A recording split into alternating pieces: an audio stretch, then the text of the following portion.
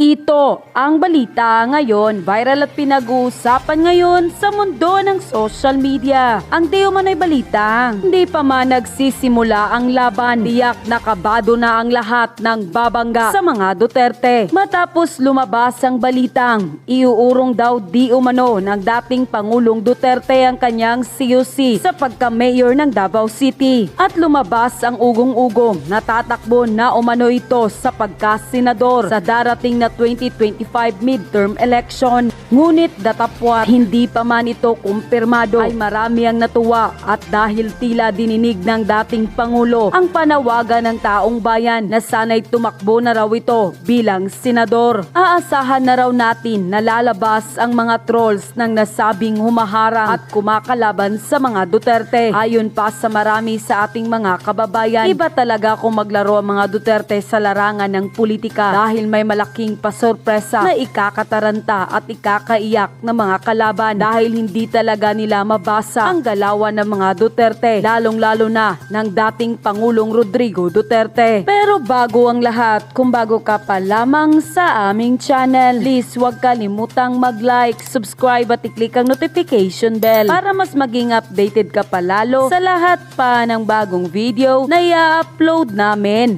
At eto na nga mga kababayan, hindi pa man nagsisimula ang laban, tiyak nakabado na ang lahat ng babangga sa mga Duterte. Dahil hindi pa man lumabas ang kumpirmadong balita, ay tila nataranta na at hindi na mapakali umano ang mga humaharang at kumakalaban sa dating Pangulong Duterte. Hindi na nga mapigilan ng marami sa ating mga kababayan na matuwa sa kagalakan matapos tila kumpirmado nag-DZRH News ang balitang magpapagulat sa taong bayan. Ayon pa sa nilabas ng kanilang report online, breaking. Iuurong ni dating Pangulong Rodrigo Duterte ang kanyang COC sa pagka-mayor ng Davao City. Ayon sa source ni Dio Macalma, lilipad patungong Tent City sa The Manila Hotel ang dating Pangulo kasama ang dating MECO Chair Silvestre Bello III. DZRH News and Co. Mainstream media na po ang nagbalita dito ha.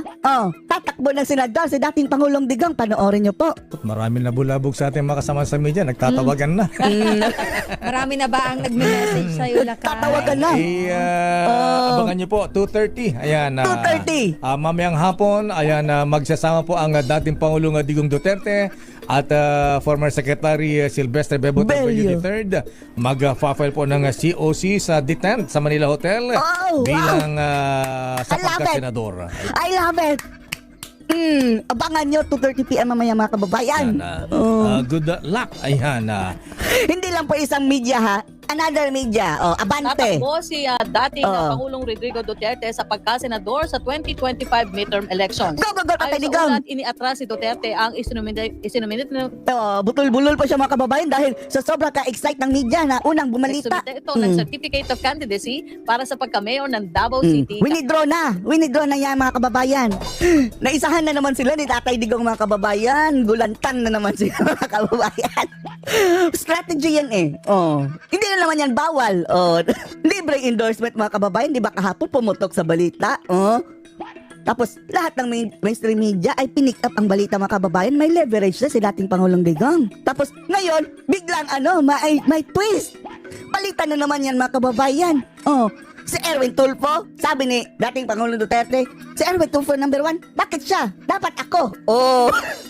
Goodbye Erwin Tulfo. Matapos ang balitang to ay naglabas naman ng pahayag ang well-known political commentator na si Attorney Trixie Cruz Angeles sa kanyang post online. Ayon pa sa kanya, classic Duterte, now he's running for senator. Just in, former President Rodrigo canceled his certificate of candidacy COC for Davao City Mayor and instead registered to join the 2025 senatorial race on the last day of filing period. The report from DZRH Radio said Duterte, who has been faring well in the pre-election surveys for the senator, would be returning to national politics in the next year election. He has withdrawn his COC for Davao City Mayor, which he filed yesterday, October 7. Duterte is reportedly set to file his COC for senator at Manila Hotel City 10, where the Commission on Election COMELEC set up a temporary office to accommodate a number of aspiring politician expected to submit their candidacies on the last day of registration period. But wait, there's more. According to insider source, FPRD did not withdraw his certificate of candidacy for mayor. Again, classic Duterte. Anytime Rodrigo Duterte is a candidate, it fires up the people whether they are for or against it. Unquote. Ayon naman sa pahayag ni Doc Lorraine Badoy sa kanyang post online, the very ones who signed a covenant to fight fake news, most notably Communications Secretary Cesar Chavez, are the very ones spreading fake news. So let us non-mainstream media tell you the truth. Who else will do it? PRRD did not cancel his COC for mayor to run for senator. This is false. PRRD is running for mayor of Davao City. The end. I asked, this is final. The answer final. You may resume crying now. Car loser. Unquote. Lumabas ang balitang ito ay hindi naman mapigilan ng marami sa ating mga kababayan na magbigay ng kanilang hinaing at komento sa mundo ng social media. At ayon pa sa kanila, kung tatakbo si Tatay Digong sa pagkasenador, maraming bangag at kawatan ang kakabahan. Kaya go Tatay Digong, marami kaming sosuporta sa'yo. Thank you Lord. I will always pray for good health and safety everyday Tatay Digong. Nakakamiss ang serbisyo mo sa buong buhay ko. Sa'yo ko lang naramdaman ang safety at malasakit sa aming mga OFW. God bless you, Tatay. Kahit saan na posisyon ang tatakbuhan ni Tatay Digong, mapagkatiwalaan siya ng taong bayan. Kasi ang taong bayan talaga ang nakakabenepisyo dyan. At gusto namin si Tatay Diggs, yung kamay na bakal niya na nasa tama. Isasama natin si Kong Rodante Marcoleta for Senator. Magaling at tapat din ito na tao. Hahaha, touch move, twist na naman. Ito talaga ang inaabangan ko sa mga Duterte. Maraming moves, kaya nakasubaybay ako mga balita. Hashtag Duterte pa rin. Isa na ako dyan sir sa natutuwa. Gustong maging senator yang si Tatay Diggs. Para yung mga crocs dyan, bilang na lang ang araw nyo. Unquote. Agoy! Grabing pasabog to. Basahin natin. Just in, former President Rodrigo Duterte canceled his certificate of candidacy for Davao City Mayor and instead registered to join the 2025 senatorial race on the last day of filing period. A report from DZRH Radio said Duterte, who has been faring well in the pre-election surveys for senator, would be returning to national politics in next year's election. He has withdrawn his COC for Davao City Mayor, which he filed yesterday, October 7.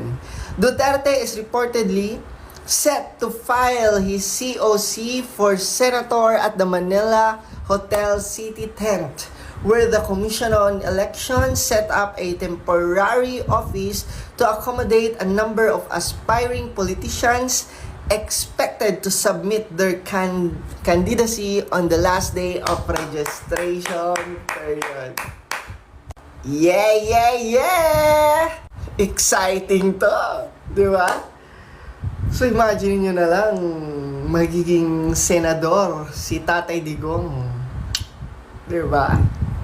I'm excited sa mga batas na maipapasa niya at sa kung ano ang kaya niya pang i-offer sa mga Pilipino as senador ng Pilipinas. I'm happy mga lords na napagdesisyonan ni Tatay Digong na, di ba, mag-step up sa national. And mananalo yan, of course, Diyos ka. Diba? Mananalo yan. Number 1 ko yan. Tapos number 2 si Marcoleta. Tapos the rest, PDP laban. And pinag-iisipan ko pa si Doc Willie Ong. Alam niyo mga lords, ako ay masaya sa desisyon ni Tatay Digong na i-level up, no? At doon siya tatakbo sa national, which is yung maging senador. Kasi maging pukpukan ang campaign yan eh. Maging pukpukan ang campaign. And of course, hindi mai-endorso ng lubusan ni Tatay Digong ang PDP laban at ang mga senador na gusto niyang i-endorse kung hindi siya senador. Diba? Nagets niyo ba yung point ko mga lords? Kung mayor lang siya, 'Di ba? Kaya strategy yan eh. And masaya ako na tatakbo talaga siya as senator kasi para at least magiging kasama siya sa pukpukan na campaign period, no? And I'm really sure maraming makakapasok sa PDP laban at maraming mananalo sa PDP laban. And ipagdasal lang natin mga Lods yung health, no, ni Tatay Digong as tatakbo siya ulit, no, as senador ng bansa natin.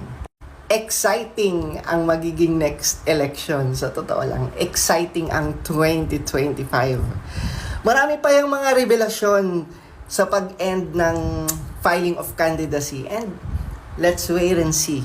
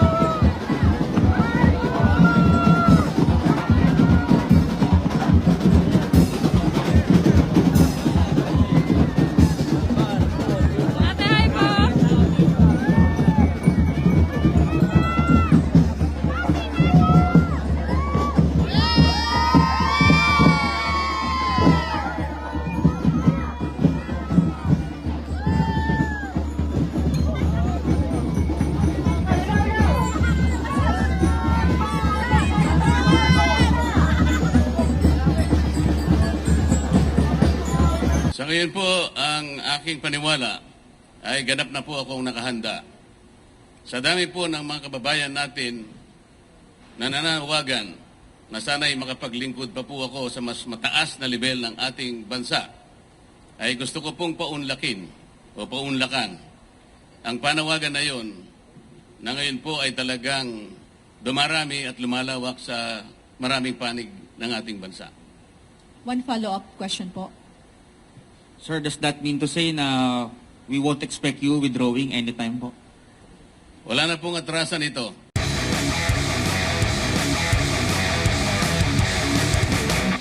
Magandang umaga po sa ating lahat. Ang paghahain ko po ng aking kandidatura sa araw na ito bilang isang independent senator ay kahayagan at katibayan ng aking malaon ng mithiin na maisulong natin ang ganap na pagkakaisa sa ating bansa. Kahit kailan, kahit saan, hindi po natin makakamit ang tunay, tapat, at mabilis ang paglilingkod sa lahat ng mamamayan kung wala pong pagkakaisa. Pati pagsulong ng ating bansa ay makokompromiso kung walang pagdadamayan at pagtutulungan sa isa't isa. Gusto ko pong balikan natin ang mga huling kaganapan na nangyari sa House of Representatives. Napansin po niyo siguro nang dahil lamang sa aking pagtatanggol sa katarungan, sa katwiran at sa mga sariling tuntunin namin sa House of Representatives, ako po ay inaway ng ilan sa aking mga kasamahan na nauwi nga po pati sa paggagawa ng hopya. Ayaw ko po ng awayan, ayaw ko po ng pasiklaban. Ayaw din po ito ng ating mga mamamayan. Maraming salamat po. Okay, question for the media. May nauna po dito kasi. Dante, for Dante. Question. Hi sir, Dante Amento, UNTV. Sir, tanong ko lang po, in the past few months, you were questioning the contract entered into between COMELEC and Miru. And then, isa rin po kayo sa nagbulgar ng alleged offshore accounts na allegedly kay Chairman George Erwin Garcia. Ang question ko lang po sir, isa lang. Sa ngayon, kasi it is inevitable that you have filed your COC sa COMELEC na mayroon kayong question. Mayroon po ba kayong paniniwala sa integrity ng 2025 midterm elections? Thank you po. First of all, dahil po sa aking pagnanais na makapaglingkod sa mataas na level ng ating pamahalaan, ay napilitan po ako na mag-file ng COC, kagaya ng ginagawa ko sa araw na ito. At I do not want to fight two battles at the same time. Ang lahat po ng pangyayari ay may kani-kanyang panahon. Yun lamang po ang aking masasabi sa isyong yan. Malaya Business Insight, Gerard Nabal po. Sir? Sir, good morning. Sir, noong 2022, tumakbo po kayo for senator also, but you withdrew at the last minute. What makes it different this time, sir? Sa ngayon po, ang aking paniwala ay ganap na po akong nakahanda. Sa dami po ng mga kababayan natin na nananawagan na sana'y makapaglingkod pa po ako sa mas mataas na level ng ating bansa, ay gusto ko pong paunlakin o paunlakan ang panawagan na yon na ngayon po ay talagang dumarami at lumalawak sa maraming panig ng ating bansa. One follow-up question po. Sir, does that mean to say na we won't expect you withdrawing anytime po? Wala na pong atrasan ito. Okay, next question is from Michael Rogas, Radyo Pilipinas. Hi sir, magandang umaga po. Michael Rogas po from Radyo Pilipinas. Yes, Mike. Sir, kumusta po yung allegation po ninyo laban po sa mga COMELEC officials? Wala po akong allegations sa mga COMELEC officials. Ang akin pong kino-question initially ay yung sistema at mga makina na maaaring gamitin sa susunod na eleksyon. Ngunit kagaya ng aking sinabi po, ay hindi po ako pwedeng lumaban ng dalawang battles at the same time.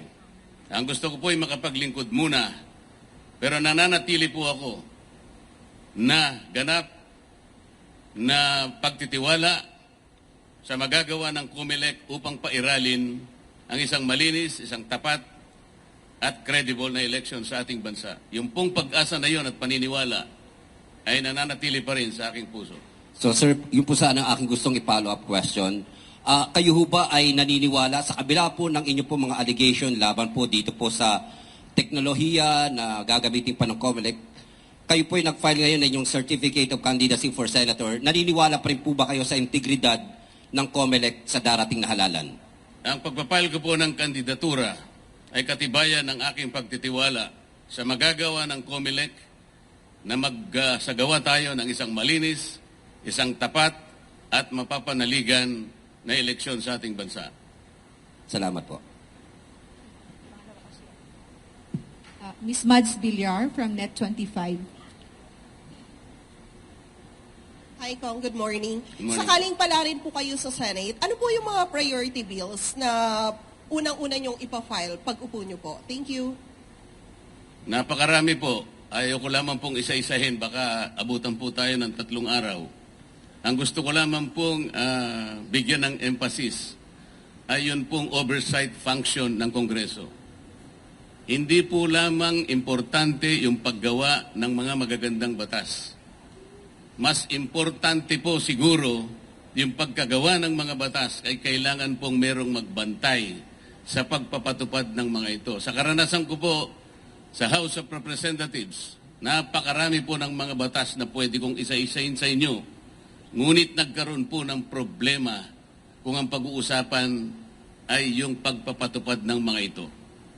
Kaya po yung dapat na mapalakas sapagkat isa rin pong mahalaga na kagapay ng paggagawa ng mga batas. Hindi po maganda na makagawa tayo ng napakaraming batas. Ngunit parang ilalagay lang natin sa cabinet, napakatagal po ng proseso, napakamagastos ng paggawa ng mga batas. Sa laki po ng panahon na ginugol ko sa House of Representatives, kung minsan po taunan, kung hindi man isang buong termino para ikaw ay magkapagpagawa ng isang batas. Sayang na sayang po kung isang magandang batas ay hindi po may patutupad ng maayos. Kagaya po ng EPIRA. Ano po yung layunin ng EPIRA?